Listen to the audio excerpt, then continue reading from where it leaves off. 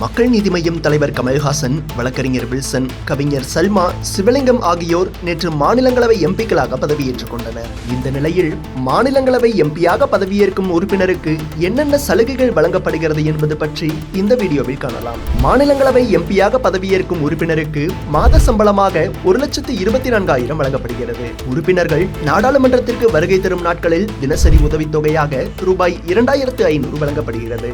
அது தவிர அலுவலக பராமரிப்பு மற்றும் உதவியாளர்களின் சம்பளம் என அரசு 70,000 வழங்குகிறது.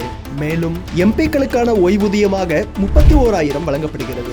இது தவிர பதவிக்காலத்தில் டெல்லியில் இலவச வீடு அல்லது விடுதி வசதி, பங்களா வீடு சீனியாரிட்டி அடிப்படையில் வழங்கப்படுகிறது. அரசு வழங்கும் வீடுகளை பயன்படுத்த விருப்பமில்லாதவர்கள் மாதம் வீட்டு வாடகையாக ஒரு தொகையையும் பெறலாம். இதனுடன் 50,000 யூனிட் இலவச மின்சாரம், 4,000 கிலோ லிட்டர் தண்ணீரும் வழங்கப்படுகிறது. எம்பிக்களின் அலுவலகங்களில் தொலைபேசி மற்றும் இணைய வசதி பயன்படுத்துவதற்கான செலவுகளை அரசே ஏற்கிறது.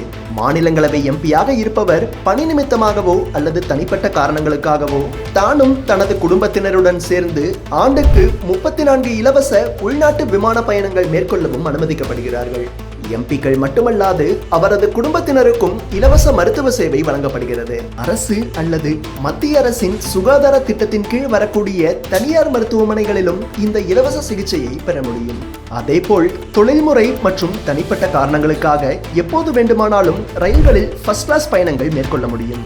இது தவிர சாலை மூலமாக பயணித்தால் அதற்கான செலவுகளையும் அரசே ஏற்கும்.